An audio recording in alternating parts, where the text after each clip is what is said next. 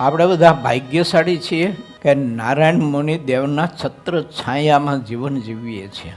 એમ બધા જુદા જુદા પ્રદેશોના તમે અહીં સુરતમાં વસવસાટ કરી અને રહો છો એટલે નારાયણ મુનિ દેવની પ્રાપ્તિ થઈ છે.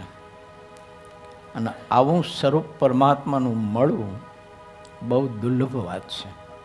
નારાયણ મુનિ દેવના દર્શન કરવા માટે એકાદશી, હરિજયંતિ, અમાસ, પૂર્ણિમા, રામનવમી, જન્માષ્ટમી, શિવરાત્રિ, ગણેશ ચતુર્થી હોય, કષ્ટભંજન દેવની તિથિ હોય, તમારા જન્મદિવસ હોય, તમારા માતા પિતાનો જન્મદિવસ હોય, તમારી લગ્ન ડેટ હોય, તમારા દીકરા દીકરીઓના જન્મદિવસ હોય, તે દિવસે નારાયણ મુનિ દેવનું દર્શન કરવા જવું બહુ શ્રેષ્ઠ ઉત્તમ અવસર છે.